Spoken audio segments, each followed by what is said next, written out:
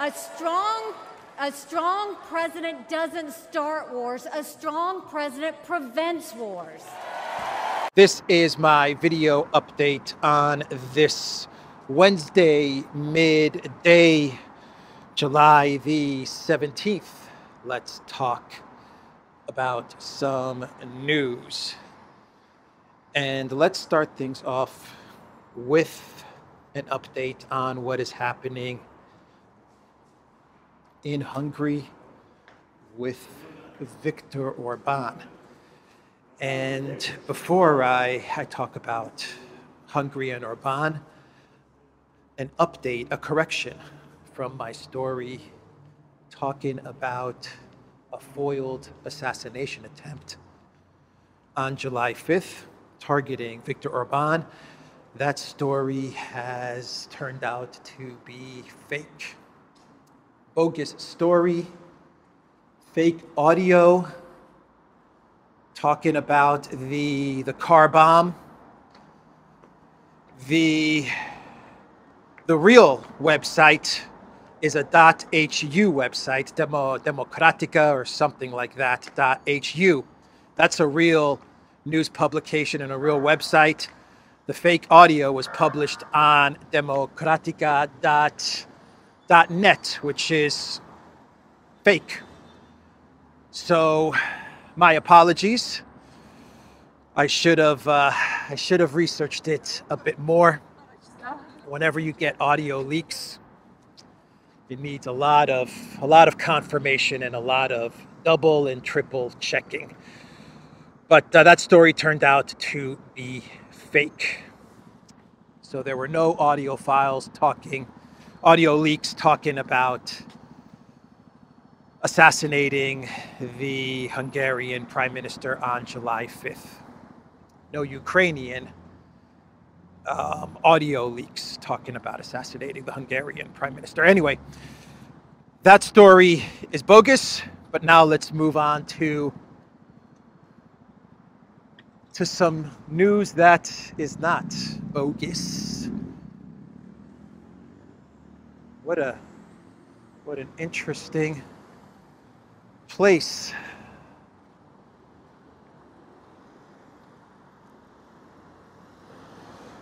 So Orban,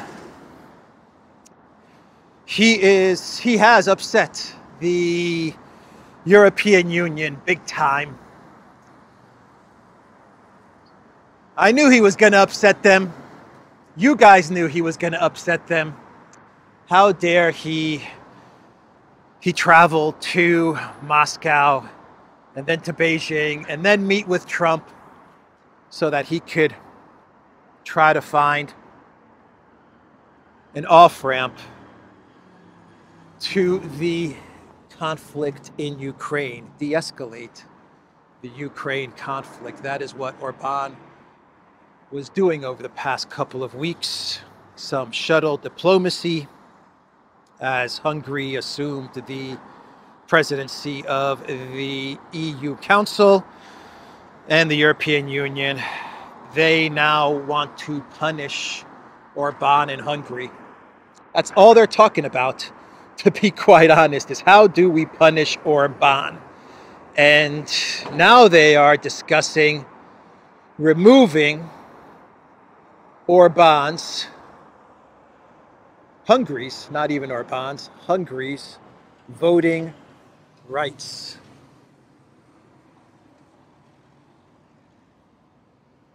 They want to strip Hungary of its voting rights in the European Union. This is Article 7, and it is referred to as the nuclear option in the European Union. And we have parliament members, EU parliament members who have put together a petition, I believe 83 or 93 MEPs, calling on Ursula and the Commission to strip Hungary's EU voting rights amid Orban's peace missions. This is being reported by Politico.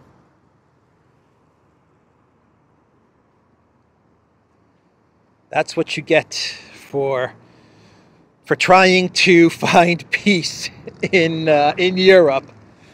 If you're trying to get to a peaceful solution with Project Ukraine, what you get is Article 7, strip away your voting rights, Hungary.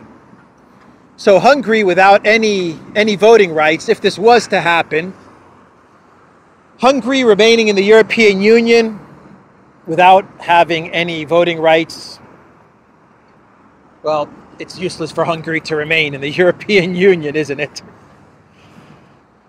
They've been wanting to take away Hungary's voting rights for a while now, because whenever they want to give money to Project Ukraine, it's always Hungary that's blocking money to Project Ukraine.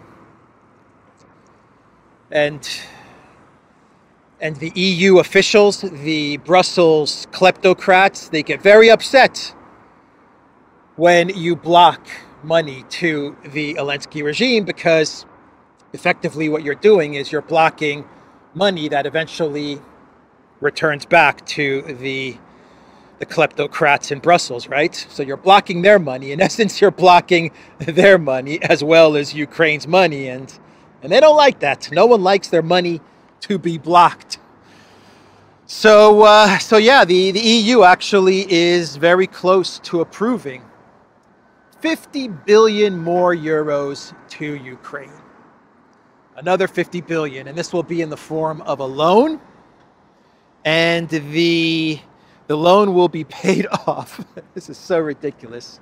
The loan will be paid off. I think I've talked about this in the past, but now the EU is getting very close to finalizing this arrangement. It's going to be paid off with interest earned from the frozen Russian assets at Euroclear.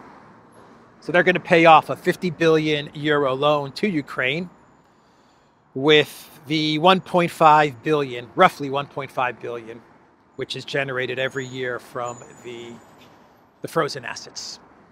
The Russian frozen assets. It's not, we're not talking about EU money. We're talking about interest earned on Russian money. That's how they're going to pay off this loan to Ukraine, which is 50 billion euros given to Ukraine, which is going to disappear.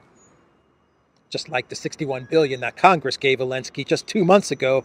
Where did that money go? Poof, disappeared. No one even talks about it. No one even talks about it. 61 billion. And now they're going to give 50 billion in a loan. And they're going to steal the 1.5 billion in interest earned on Russian frozen assets. And they're trying to remove the voting rights of Hungary so that Hungary doesn't block any of this stuff. And the excuse they're giving is because Orban dared to travel to Moscow and then to Beijing and then to meet with Trump so that he can find a peaceful way out of this mess. Make it make sense. Oh boy. So the Hungarian foreign minister, Peter Szijjártó, he was at the UN meeting, the UN Security Council meeting that's taking place. And Lavrov was also attending this big meeting at the United Nations. And Szijjártó, he met with Lavrov. Obviously, Hungary is unfazed by all of the EU pressure and all of the EU threats. They continue to meet with whoever they need to meet with in order to get to a ceasefire or some sort of a peaceful solution in Ukraine. And Szijjártó and Lavrov, looks like they get along very well, and it looks like they had a productive meeting.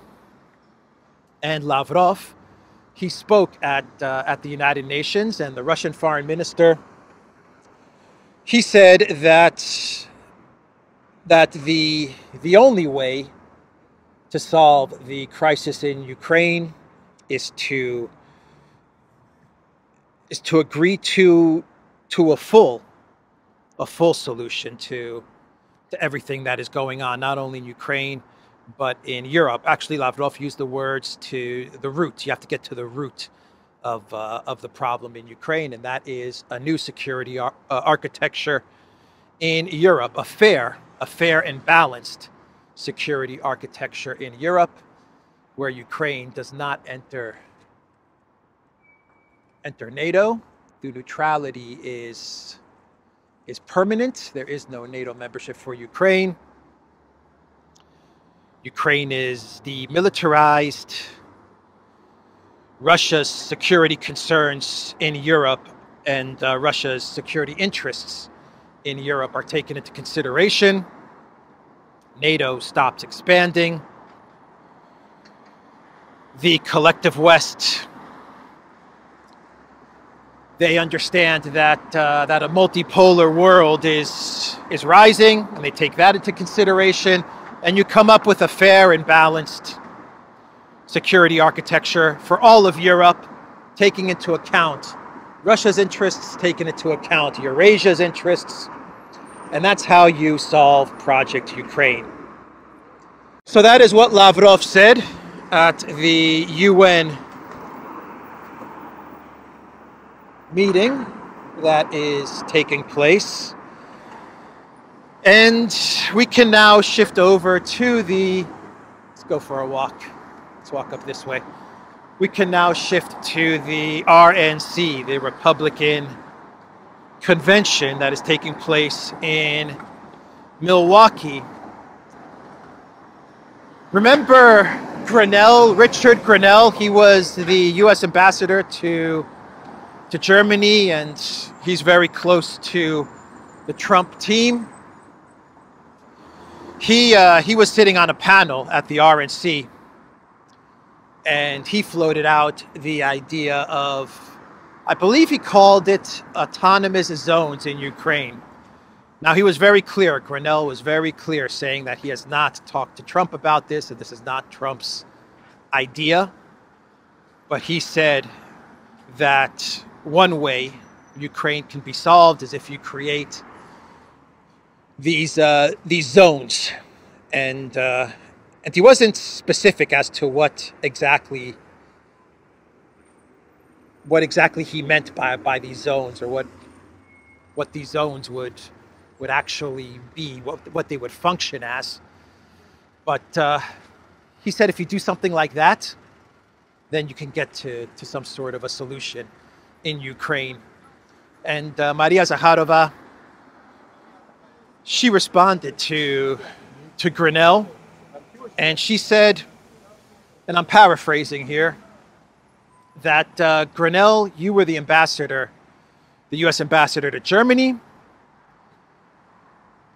when the Minsk agreement should have been enforced, and everything you're talking about with regards to these zones, these autonomous zones, as being a way to solve the conflict in Ukraine. Well, we had Minsk 1, we had Minsk 2, and you guys did nothing to enforce it. So where were you during Minsk 1 and Minsk 2, which was a very good solution for Ukraine and very favorable to Kiev? You should have enforced those agreements, especially when you were ambassador of the United States to Germany. Perhaps you should have put pressure on the German government and on Merkel to honor those agreements, but you didn't. So that was pretty much Zakharova's response to Grenell and his idea of creating these autonomous zones, or whatever he called them. So Boris Johnson, he showed up at the convention in Milwaukee, and he got a meeting with Donald Trump, and he posted on X, "Great to meet President Trump, who is on top form after the shameful attempt on his life. We discussed Ukraine, and I have no doubt that he will be strong and decisive in supporting that country and defending democracy."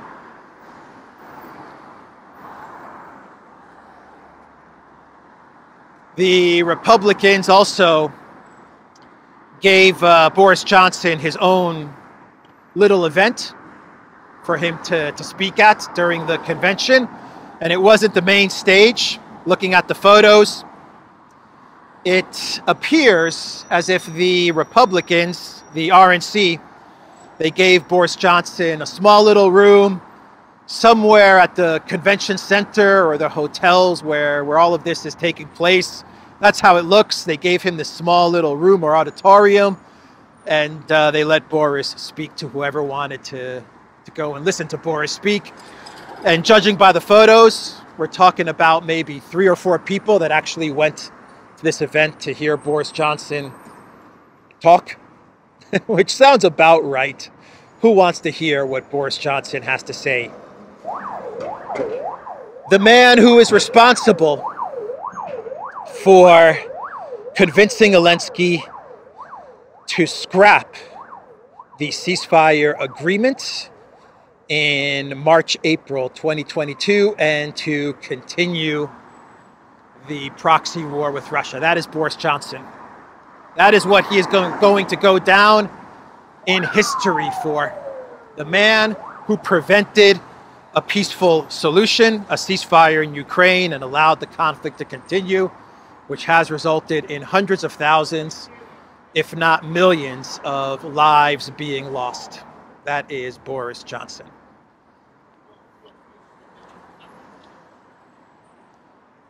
And now he's in Milwaukee trying to convince Trump to continue to support the conflict in Ukraine. So Boris Johnson, obviously, Boris Johnson's job is to travel around the world and to convince world leaders to continue to escalate in Ukraine. That's obviously his consulting gig, and that's what it is. His gig is to go and meet with whoever expresses any doubt about Project Ukraine, to go and meet with them and to try and convince them to not back out of Project Ukraine and to continue to escalate with Project Ukraine. So that's his job. That's what Boris does now. And the one question that I have is, who's Boris is boss? Who is the boss of Boris Johnson? Who is the person or the people or the entity or the country that is ordering Boris Johnson to travel here and to travel there and to go meet with Trump because Trump said that he's going to stop supporting Ukraine or he's going to try to find a solution to Ukraine? So Boris, here's your ticket, your first-class ticket to Milwaukee. Your mission is to convince Trump to not pull out of Ukraine and to not seek a peaceful solution to the conflict in Ukraine. Who is his boss? That is the question, because his job is to scuttle any peace deals and ceasefires that are being talked about or being discussed. So the UK Telegraph, as well as the New York Times, they put out a couple of articles talking about how the situation in Ukraine is catastrophic for the Zelensky regime and for the Ukraine military. The Telegraph, they put out an article with the title, "Ukrainian Army Deserter Shot Dead as Anger Grows Over Recruitment Drive. More Want Peace Talks with Russia as Reports Claim Kiev is Sending Medically Unfit to Frontline." That is what the UK Telegraph is reporting. And they document stories of Ukraine soldiers receiving 30 days of training, then being sent to the front lines. The soldiers actually tell the Telegraph that they're being sent to their certain death. That's what the soldiers tell the Telegraph. And if they try to leave, then they're killed by their very own. So that is what the Telegraph is reporting.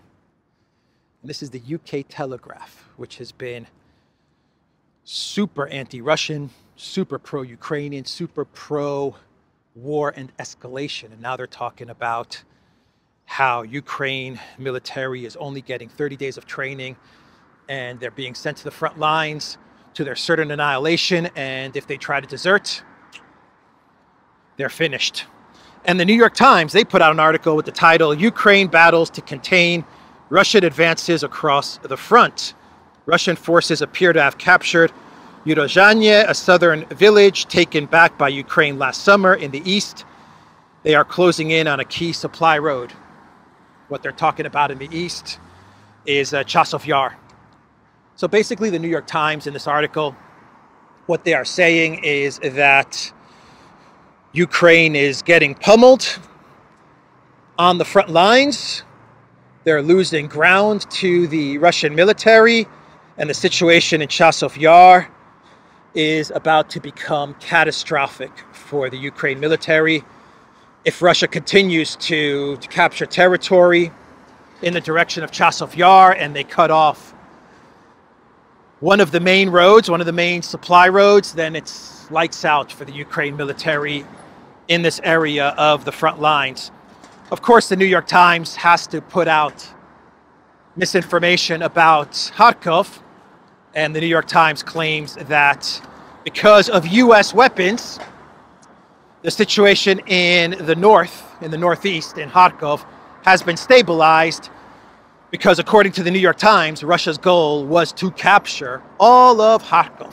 That was their goal, and the weapons that were provided to the Ukraine military prevented Russia from capturing all of Kharkov and Kharkov city, and that's just a bunch of bullocks, a load of bullocks. What Russia did in Kharkov has been very effective in that they stretched the Ukraine military across a much longer and larger front line, a very thin Ukraine military, spread thin Ukraine military is now having to fight the Russians across many directions. And the result of that has been that the Ukraine military is unable to stop the Russian advances in areas like Urozhanye and in areas like Chasov Yar. So that's the articles. Those are the articles from the Telegraph and New York Times talking about the catastrophic situation for the Ukraine military. Let me orient myself and see where I am. Okay. All right. Got it. Al Jazeera, they put out an article talking about Greece and how the Greek government is supplying military equipment to the Zelensky regime. The title from Al Jazeera is Russian Anger Builds as Greece Prepares a Military Deal with Ukraine. Greece's concern for its own security has made it a supporter of Ukraine since the full-scale Russian invasion. That is what Al Jazeera is running with. And in this article, they talk about how Greece and the port of Alexandroupoli is acting as a major hub to supply Ukraine with military equipment. That is what Al Jazeera is reporting in this article. And they make the claim that the Greek people, who used to be very supportive of Russia, they have now turned against Russia and the Russian people. They cite a Greek think tank, of which I'm sure is not funded by the European Union or the United States. No. Think tanks and NGOs are never funded by the EU or the United States, but they cite a think tank as saying that in past surveys before the special military operation, support for Russia by the Greek people was at about 80%. And since the special military operation, it has dropped to, I think the number was 30%. And this has effectively given the Greek Prime Minister Mitsotakis a type of mandate to to fully side with Ukraine and to go against Russia and to go hard against Russia because they paint a picture of the Greek people supporting this, which is nonsense because forget the polls. All you have to do is polls and surveys. All you have to do is look at the results of elections that have taken place in Greece and the EU Parliament. And from those election results, you understand that the Mitsotakis government, the current government in place, has very little support. And the Greek population is absolutely in support of ending the conflict in Ukraine and dropping the sanctions against Russia. But Al Jazeera, they put out this article and they talk about the weapons that flow through the port in Alexandroupolis. And from that port, the weapons then go to Romania and they make their way to Ukraine and to Odessa. And Al Jazeera, they document all of this in the article. And if I was the Greek government, I would put out a statement. I would put out a statement right away. And I would say that Al Jazeera's reporting is false. That's what I would do if I was the Greek government, because an article like this from Al Jazeera is absolutely going to piss off Russia. That's my recommendation to the Greek government. You need to put out a statement and say the reporting from Al Jazeera is not true. This is a very worrying article from Al Jazeera. A very worrying article, a condemnation of Greece in a way, because they make it seem like Greece is a big part of this conflict. Oh boy. Very upsetting article. And then the article also talks about how there could be a possible deal between Athens and Washington to get F-16s to Ukraine. And the deal could be structured so that Greece sends some very old F-16s, like 30 or so F-16s, very old, very banged up F-16s. They send them to the US, or the US buys the F-16s. Then they fix up the F-16s and send the F-16s to Ukraine. And then Greece uses the money from the F-16s to purchase French Rafales, something like 24 Rafales. That is what this article claims. But the article also says that there are many Greek military officials who are absolutely against this, because giving away your F-16s or any of your fighter jets is not a smart move. So this deal is not done. This is not a done deal. This is something that according to Al Jazeera is being kicked around. Anyway, that's the article from Al Jazeera. Not a good article. Greece needs to get on top of this. They need to get their messaging out there. So from Al Jazeera, where are we? Let's talk about the Bloomberg interview of Trump. A lot of people talking about this Bloomberg interview from Trump, because in this interview, Trump said a lot of interesting, controversial things. The first thing I want to say about this interview is that it was conducted, and I don't know why people aren't saying this on Twitter X, on Telegram. No one's pointing out the fact that this interview took place on June 25th. 2 weeks, a full 2 weeks before the assassination attempt. So that's when this interview was conducted.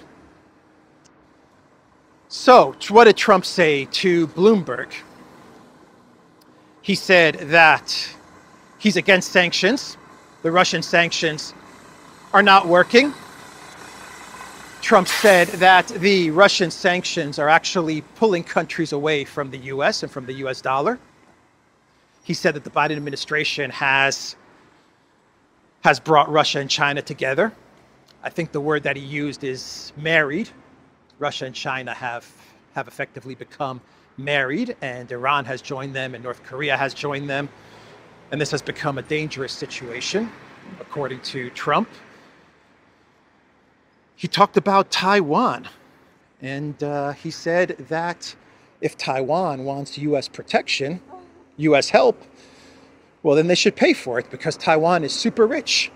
And they're super rich because, according to Trump, Taiwan has taken 100% of the United States' chip business. And he's right. He is right. In a way, he's right. You could say that the U.S. has given their industry and business to Taiwan. But yeah, you know, he's upset a lot of people with that statement. So Trump basically said, look, they've taken our industry, our microchip semiconductor industry, and they've got a lot of cash. And so if they want us to protect them against China, pay for it. That's pretty much what Trump said. And a lot of people are taking issue with that statement. He also said that he's not going to ban TikTok. If he becomes president, whatever bans on TikTok the Biden administration has put in place, he'll reverse those bans. He believes that TikTok is good competition against Facebook. True. Absolutely true. And then he also said that Jamie Dimon could be considered as his Treasury Secretary. He could consider Dimon to be the Treasury Secretary to take over for Yellen. He also hinted at Powell remaining at the Fed. Jamie Dimon as Treasury Secretary. Well, you know, from Yellen to Dimon, I don't know. Is it worse? Maybe that's worse. It's definitely not better. Probably even. You could probably say you're breaking even from Yellen to Jamie Dimon. Oh boy. But that's what Trump said. Pretty much that's what Trump said in this interview. But you know, I think the main point to this story is that this interview was conducted 2-3 weeks ago. I'm sure if they were to interview Trump again, he may have some different thoughts about all of these issues and these policies. Maybe. Trump said Taiwan is 15,000 kilometers from the U.S. and 100 kilometers from China. Yeah. What does Taiwan expect from the U.S.? How do they expect the U.S. to protect them? So that's the interview with Trump that a lot of people are talking about. And that brings us to this news. According to CNN, there was an Iranian plot to assassinate Trump. Exclusive. Secret Service ramped up security after intel of Iran plot to assassinate Trump. No known connection to shooting. Now, this story has been leaked to CNN, and CNN has been told to run this story. I believe they've been told to run this story in order to distract away from the failures of the Secret Service in the assassination attempt that took place at the rally in Pennsylvania. So CNN is given this story by the Secret Service, the DC establishment, whatever, and they're told to run this Iranian plot against Trump. And that'll take some pressure off of the failed assassination attempt. That's what I think is going on. But you know, the main point to this story is that according to CNN, the Trump campaign team was told about this Iranian plot well before the rally on Saturday, the Pennsylvania rally on Saturday. So this has no connection to the rally. CNN points that out. There's no connection. It doesn't appear like there's a connection between Iran and crooks. Duh. That's what they say in the article. But they say in the article, if you go down, if you read the article and go down towards the middle end of the article, CNN says that this threat that U.S. intel picked up was well before the Pennsylvania rally. So if this threat was given to the Trump campaign, to the Trump team, if they were notified about this Iranian plot to assassinate Trump well before the Pennsylvania rally, before the rally took place, then you have to ask the question, if this was serious intel, a serious plot against Trump, why was the security so bad? I mean, this story from CNN actually makes the events that unfolded at the rally look even worse. Because here you have Secret Service and CNN and U.S. intel admitting that they notified the Trump campaign of an Iranian assassination plot that was being cooked up. And then you had the security situation in Pennsylvania, which means that this is a bogus story. My opinion, this is either a bogus story or this Iranian assassination plot was really not that serious. This wasn't serious, verifiable intel, which means that they're running with this story now because they want to distract away from the actual assassination attempt that took place. Secret Service learned of the increased threat from this threat stream, the official told CNN. NSC directly contacted USSS at a senior level to be absolutely sure they continued to track the latest reporting. USSS shared this information with the detail lead, and the Trump campaign was made aware of an evolving threat. In response to the increased threat, Secret Service urged resources and assets for the protection of former President Trump. All of this was in advance of Saturday. All of this was in advance of Saturday.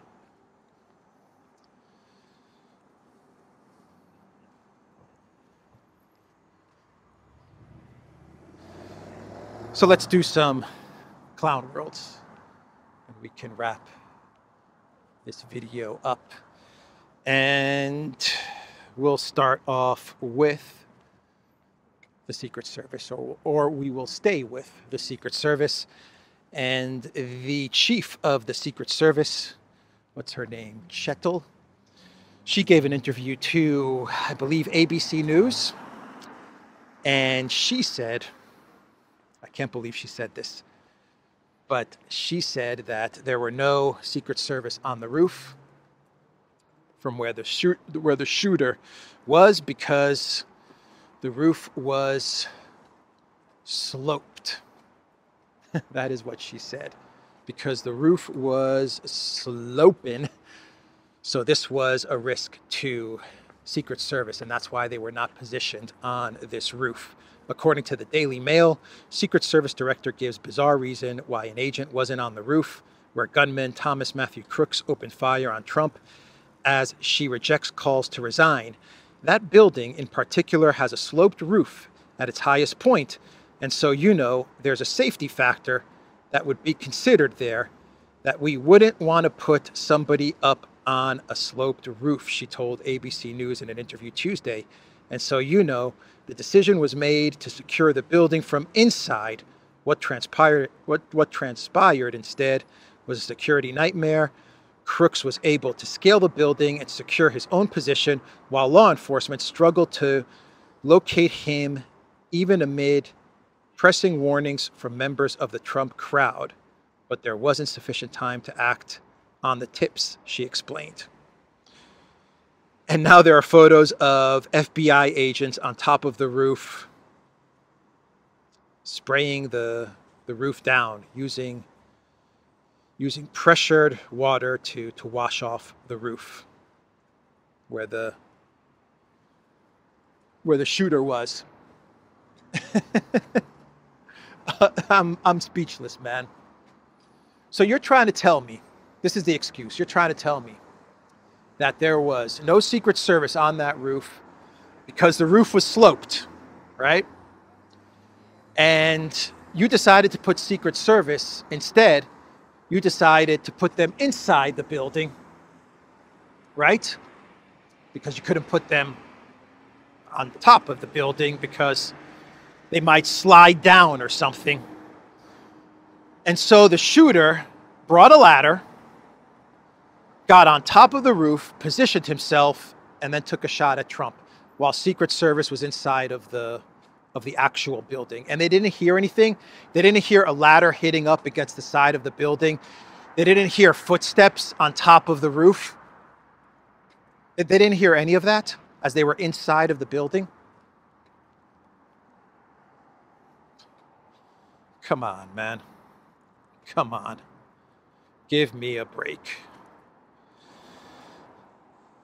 At the RNC, Nikki Haley made an appearance. She gave a speech at the RNC, and Nikki Haley said that she fully endorses Trump. Make no mistake about it, Nikki Haley told the crowd, I fully endorse Donald J. Trump. And then Nikki Haley said, a strong president doesn't start wars, a strong president prevents wars. So that was Nikki Haley at the RNC. I don't think I need to say anything more there. What else? What else? How about a type of Zelensky curse? I don't know if this is exactly an Zelensky curse, but let's talk about it. Menendez, the Democrat senator, he was found guilty. Guilty on how many charges? On 16 charges, 16 counts. He was indicted on 16 counts, according to ABC News. According to prosecutors, Menendez took bribes as a senator and acted in the interest of enriching a number of businessmen and the Egyptian government. Searches of his and his wife's homes seized about $500,000 in cash, gold bars, luxury cars, and furniture. And what makes this a possible Zelensky curse moment is that Menendez, he was the lead author of the Russian sanctions. Yep, he was the guy that spearheaded the Russian sanctions. And now he has been found guilty. 16 counts of corruption. Gold bars is what they found in his home. Gold freaking bars. One final clown world. I think this is my final clown world. And we will wrap up this walk and talk. And it's an update from my video from yesterday. The Ukraine MP that was from Zelensky's party, Servant of the People, that posted on Facebook that Zaluzhny and Syrskyi are colluding together to get Ukraine to surrender to Russia. She put that statement on Facebook. Well, she has been placed on the Mirotvorets kill list. Yep. Interesting, huh? Very interesting. Ukrainian MP named on state-backed kill list. Marina Bezuglaya has been accused of discrediting the nation's military by verbally attacking generals. So this is an interesting story because she's an MP for Zaluzhny, for Zelensky, allied with Zelensky, servant of the people. She posts on Facebook that Zaluzhny and Syrskyi are in collusion for Ukraine to lose the conflict, and she gets placed on the Mirotvorets, which leads me to believe that the Mirotvorets kill list seems to be aligned with the military command, no? Or maybe you could say it's aligned with the weapons producers or the countries that want to continue escalating this conflict, and they don't want any bad press, bad media on the commanders of Ukraine. Anyway, that's the video, everybody. The Duran.locals.com. We are on Rumble, ODYSEE, BitChute, Telegram, Rockfin, and Twitter X. And go to the Duran shop. Pick up some merch. The link is in the description box down below. Take care.